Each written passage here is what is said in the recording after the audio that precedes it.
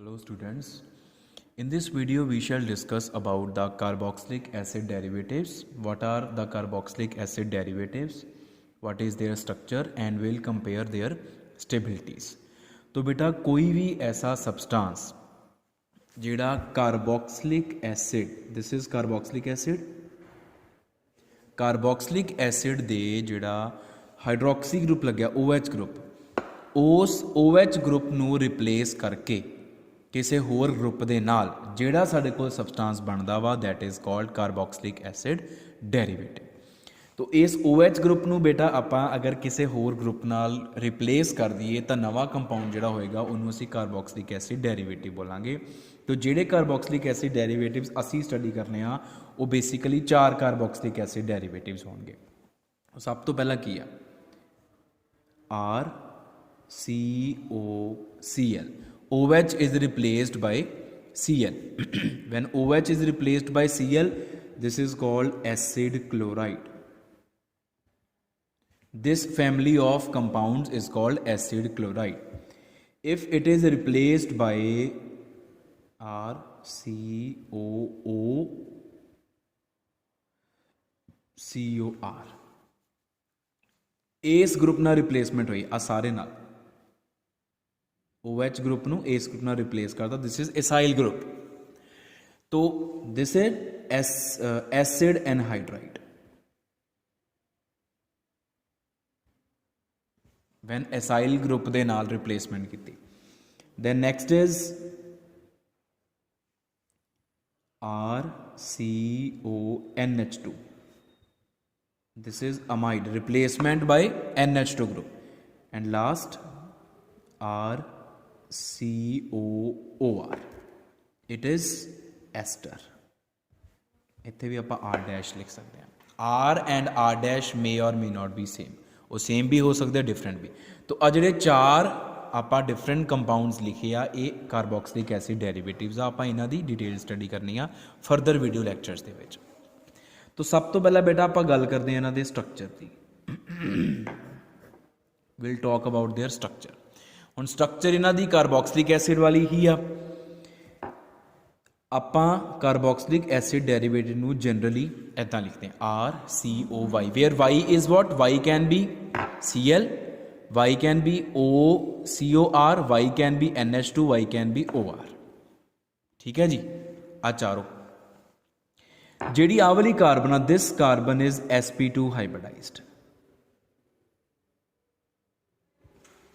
तो since it is sp2 hybridised, this is carbon ground state, 2s2 2p2। To make 4 bonds, carbon has to be provided energy so that its electrons are excited. We get 2s1 2p1, sorry 2p3, 4 electrons हो गए unpaired, 4 bonds बना ली। This is sp2, मतलब एक s orbital ते 2 p orbital, will show hybridisation. तो जेडे आ नवे 3 orbitals बननगे after hybridisation, उन्हां तो बननगे 3 sigma bonds. First sigma bond, second sigma bond ते आ थर्ड सिग्मा बॉन्ड। जेड़ा चौथा बॉन्ड आ that is pi bond, and pi bond is formed always due to unhybridised orbital. जेड़ा आ अनहाइब्रिडाइज्ड p ऑर्बिटल आ, ये अनहाइब्रिडाइज्ड p ऑर्बिटल ऑक्सीजन दे अनहाइब्रिडाइज्ड p ऑर्बिटल दे नाल साइडवेज ओवरलैपिंग करके पाई बॉन्ड बनाएगा। ठीक है जी। तो ये चीज़ आप पहला भी पढ़ी कार्बोक्सिलिक एसिड विच और लोअर क्लासिस तो पढ़ते आ रहे हैं। अच्छा, हुण इहदे विच कार्बोक्सिलिक एसिड डेरीवेटिव दे विच यूनीकनेस की आ कार्बोक्सिलिक एसिड तो, या जिहड़ी आपां चीज़ डिस्कस करनी है वो की आ। वैसे कार्बोक्सिलिक एसिड दे विच भी वो चीज़ हुंदी आ। आ देखो, आ है कार्बन, आ उहदा R दे नाल एक सिग्मा बॉन्ड बन गया एल्काइल ग्रुप दे नाल, आ उहदा Y दे नाल सिग्मा बॉन्ड बन गया, और आ उहदा ऑक्सीजन दे नाल सिग्मा बॉन्ड बन गया। 3 सिग्मा बॉन्ड्स बन गए। हुण ऑक्सीजन जिहड़ा वा इहदे कोल भी आ अनहाइब्रिड p ऑर्बिटल पिया होया, आ कार्बन दे कोल भी अनहाइब्रिड p ऑर्बिटल पिया होया। ये साइडवेज ओवरलैपिंग करनगे ते पाई बॉन्ड बन जाओ। हुण जिहड़ी चीज़ आपां डिस्कस करनी वो है कि तुसीं देखो, चाहे क्लोरीन आ चाहे आ इसाइल ग्रुप आ, चाहे NH2 ग्रुप आ, चाहे तो OR ग्रुप आ, lone pair is had by every atom. जिहड़ा कार्बन दे नाल बॉन्डेड आ एटलीस्ट एक लोन पेयर तो हैगा ही हैगा। मतलब जिहड़ा आ वाई आ ਉਹਦੇ ਕੋਲ ਇੱਕ ਲੋਨ पेयर तो हैगा ही हैगा, और loan pair is present in one of the p orbitals. ਇਹਦਾ मतलब वाई ਦੇ ਕੋਲ ਵੀ ਇੱਕ p ऑर्बिटल ਪਿਆ ਹੋਇਆ ਇਸ ਤਰੀਕੇ ਨਾਲ, ਜਿਹੜਾ ਕਿ ਅਨਹਾਈਬ੍ਰਿਡਾਈਜ਼ਡ ਹੋਏਗਾ, ਜਿਹਦੇ ਵਿੱਚ ਲੋਨ पेयर ਪਿਆ ਹੋਏਗਾ। ठीक है जी। हुण जिहड़ी साइडवेज ओवरलैपिंग आ ਉਹ ਕਾਰਬਨ ਦੇ p ऑर्बिटल ने ऑक्सीजन ਦੇ p ऑर्बिटल ਦੇ ਨਾਲ साइडवेज ओवरलैपिंग करनी है to make this pi bond. लेकिन ਜਿਹੜਾ ਕਾਰਬਨ ਦਾ p ऑर्बिटल ਆ ਉਹ y ਦੇ p ऑर्बिटल ਦੇ ਨਾਲ ਵੀ ਸਾਈਡਵੇਜ਼ ਓਵਰਲੈਪਿੰਗ ਕਰ ਸਕਦਾ। तो ਆਪਾਂ ਓਵਰਲੈਪਿੰਗ ਇਦਾਂ ਵੀ ਸ਼ੋ ਕਰਨੀ ਆ। तो ਇਹਦਾ मतलब ਆ ਜਿਹੜੇ ਤਿੰਨੋਂ p ऑर्बिटल्स ਆ ਇਹ ਆਪਸ ਦੇ ਵਿੱਚ ਸਾਈਡਵੇਜ਼ ਓਵਰਲੈਪਿੰਗ ਕਰਦੇ and this phenomena is resonance phenomena. This is resonance. ਇਹਦਾ मतलब ਜਿਹੜੇ ਕਾਰਬੋਕਸਿਲਿਕ ਐਸਿਡ ਡੈਰੀਵੇਟਿਵਸ ਆ ਉਹਨਾਂ 'ਚ ਰੈਜ਼ੋਨੈਂਸ ਐਗਜ਼ਿਸਟ ਕਰਦੀ ਆ। ਉਹਦੇ ਪਿੱਛੇ ਰੀਜ਼ਨ ਕੀ ਆ ਕਿ ਜਿਹੜਾ ਵਾਈ ਆ ਕਿਉਂਕਿ ਉਹਦੇ ਕੋਲ ਵੀ ਇੱਕ ਲੋਨ ਪੇਅਰ ਪਿਆ ਹੋਇਆ, ਉਹਦੇ ਕੋਲ ਵੀ p ऑर्बिटल ਪਿਆ ਹੋਇਆ नॉन बॉन्डिंग इलैक्ट्रॉन्स ਜਿਹੜਾ कैरी कर ਰਿਹਾ, ਉਹ ਵਾਲਾ p ऑर्बिटल अनहाइब्रिडाइज्ड या वो हाइब्रिडाइज्ड भी हो सकता वा, it will be hybridised rather, लेकिन वो साइडवेज ओवरलैपिंग ही शो करता वा। वो जिहड़ा p ऑर्बिटल आ वो इस केस दे विच पाई बॉन्डिंग ही शो करेगा कार्बन दे नाल। जिहड़ी आ वाई दी कार्बन दे नाल p ऑर्बिटल्स दे थ्रू साइडवेज ओवरलैपिंग होएगी, ਉਹਦੇ ਨਾਲ ਉਹਦਾ C ਨਾਲ एक सिग्मा बॉन्ड ਤਾਂ ਬਣਿਆ ਹੀ ਬਣਿਆ, ਜਿਹੜਾ एक्स्ट्रा बॉन्ड बनूगा नवा बॉन्ड बनू ਉਹ पाई बॉन्ड होएगा। तो पाई बॉन्ड की जिहड़ी पोजीशन आ वो चेंज होंदी रहिंदी आ, वो कार्बन ऑक्सीजन दे विच भी चले जांदा ते वो फिर वाई एंड सी दे विच भी चले जांदा। सो डीलोकलाइजेशन ऑफ पाई इलैक्ट्रॉन्स हो रही है and this is called resonance. इनू ही असीं रेजोनेंस का नाम दिंदे आ। Delocalisation of pi electrons is called resonance. हुण इस रेजोनेंस नूं आपां किद्दां शो कर सकते हैं? अगर आपां हुण रेजोनेटिंग स्ट्रक्चर्स ड्रॉ करिए तो वो इदां होणगीਆਂ। देखो दिस इज RCOY, ठीक है, ये होगी first structure. Then next is second structure. This bond will break because oxygen being more electronegative, it will take up the electrons, the pi electrons इधर चले गए RCOY, C दे ऊपर आ गया पॉजिटिव चार्ज, ऑक्सीजन के ऊपर आ गया negative charge. This is structure number 2 and this structure is highly unstable separation of charges. तो इस स्ट्रक्चर नू स्टेबल कौन कर रहा? वाई स्टेबल करूगा। किद्दां? वाई अपना लोन पेयर इत्थे ले आऊगा,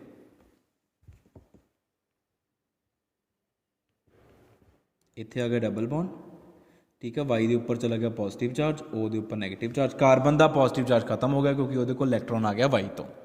आही चीज़ आ सच देखो ये आप हुणे ड्रॉ की सी। पहला आ वाली ओवरलैपिंग हुई सी, ये ओवरलैपिंग खुल गई, इलैक्ट्रॉन लै गया ऑक्सीजन, फिर आ वाली ओवरलैपिंग हो गई, फिर आ खुल जाएगी, फिर आ हो जाएगी, फिर आ खुल जाएगी, फिर आ हो जाएगी।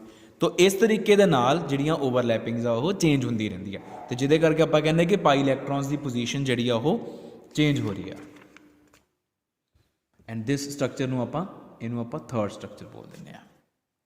हुण ये third structure is very important structure.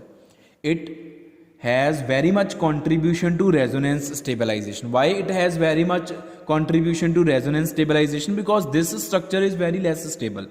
Etch charges separate हो गए, कार्बन ते पॉजिटिव चार्ज आ गया होया, लेकिन इस स्ट्रक्चर दे करके कार्बन का पॉजिटिव चार्ज वाई ते चला गया। मतलब पहला कार्बन ते सी, सैकेंड तो थर्ड जाते टाइम वो पॉजिटिव चार्ज वाई ते चला गया। इसका मतलब पॉजिटिव चार्ज की डिस्पर्सल हो रही है। सेकेंड स्ट्रक्चर तो थर्ड स्ट्रक्चर जाना is dispersal of positive charge.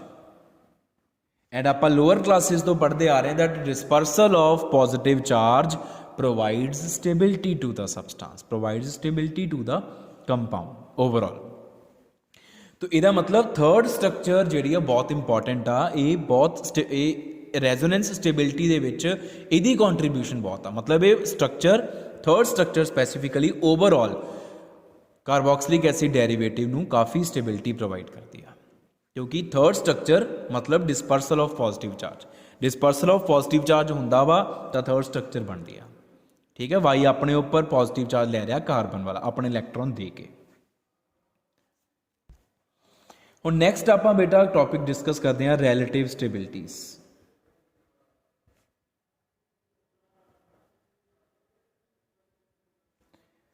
Relative stabilities means stability comparison.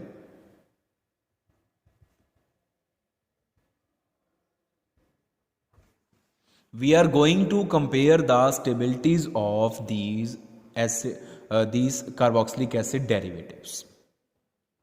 तो साढ़े कोल बेटा 4 कार्बोक्सिलिक एसिड डेरिवेटिव्स आ और चारों अपने अपनी जगह ते स्टेबल आ ड्यू टू रेजोनेंस। लेकिन हुण आपां इन्हां दी रिलेटिव स्टेबिलिटी देखनी, मतलब आपस इन्हां दी स्टेबिलिटी कंपेयर करनी है। तो उहदे वास्ते स्टेबिलिटी नूं कंपेयर करने वास्ते बेटा थर्ड स्ट्रक्चर असी उहनूं प्रैफरेंस देनी है, असी इहदे वाल ध्यान देना third structure, because this structure is responsible for resonance stability. इहदी कॉन्ट्रीब्यूशन बहुत है रेजोनेंस दे विच। हुण अगर आपां वाई डिफरेंट देखीए तो वाई साडे कोल की हो सकते हैं। Y can be chloride Cl, Y can be acyl group, Y can be NH2 group and Y can be OR group। ठीक है, तो Y जिहड़ा वा ये 4 तरह का हो सकता।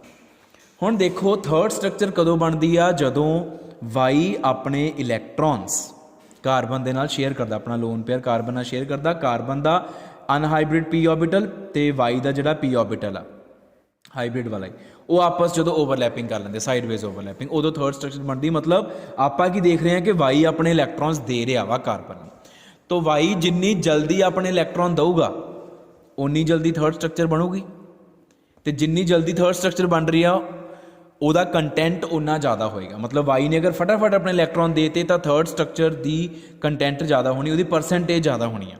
तो जे ਉਹਦੀ जे थर्ड सैकेंड के मुकाबले बहुत ज़्यादा पई हुई है, ਉਹਦੀ अमाउंट ज़्यादा वा, ਉਹਦੀ परसेंटेज ज़्यादा, तो डेफिनेटली स्टेबिलिटी ज़्यादा होगी।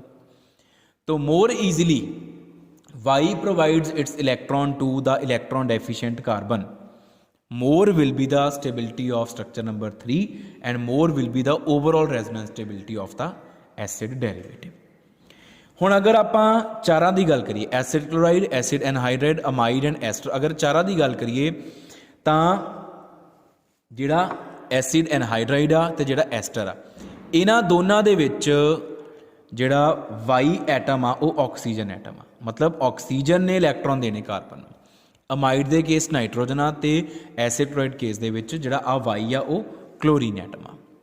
हुण पहला इनू हले एक बारी छड्ड दो, ठीक है, इन्हां तिन्नां नूं कंपेयर करो, एसिड क्लोराइड, अमाइड ते ester. Oxygen is more electronegative than nitrogen. ਇਹਦਾ मतलब क्योंकि ऑक्सीजन ज़्यादा इलैक्ट्रोनैगेटिव है, वो अपने इलैक्ट्रॉन्स ईजिली नहीं देगा, because it is electronegative, it will hold its lone pair, will not provide to any other atom, जल्दी नहीं निकलणगे। तो इन्हां तिन्नां दे विच्चों जिहड़े अमाइड्स आ, जदों वाई जिहड़ा आ इत्थे NH2 लग्गिया, वाई जिहड़ा वा वो नाइट्रोजन आ, तां nitrogen being less electronegative than oxygen, it will comparatively provides its electron, it will comparatively provide its electron to electron deficient carbon more easily। और अगर नाइट्रोजन के इलैक्ट्रॉन ऑक्सीजन के मुकाबले जल्दी जाते हैं, यदा मतलब थर्ड स्ट्रक्चर जल्दी बन जूगी, तो थर्ड स्ट्रक्चर जल्दी बनूगी, थर्ड की परसेंटेज ज़्यादा होगी, तो फिर स्टेबिलिटी ज़्यादा होगी। यदा मतलब की होया कि जिहड़ा अमाइड आ वो वध स्टेबल आ एसिड एनहाइड्राइड ते एस्टर तो, ठीक है। हुण आपां कंपेयर करते हैं एसिड एनहाइड्राइड ते एस्टर नूं। अमाइड तो वध स्टेबल हो गया दोनों तो, बिकॉज नाइट्रोजन जल्दी लोन पेयर दे दिंदा अपना। इन्हां दोनों के केस च ऑक्सीजन एटम आ, ऑक्सीजन एटम, ऑक्सीजन एटम, ठीक है जी। ऑक्सीजन ने अपने इलैक्ट्रॉन नाइट्रोजन के मुकाबले लेट देने, हौली हौली, बीइंग मोर इलैक्ट्रोनैगेटिव। हुण इन्हां दोनों च oxygen atom uh.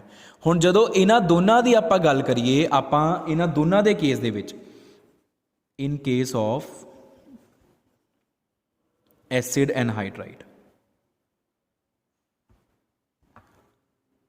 Structure number 3 will be, structure number 3 ਕਿਹੋ ਜਿਹੀ ਲੱਗੇਗੀ, ਇੱਦਾਂ ਦੀ ਲੱਗੇਗੀ, RCO negative O CO R dash, और इत्थे O ਦੇ ਉੱਪਰ आ गया पॉजिटिव चार्ज।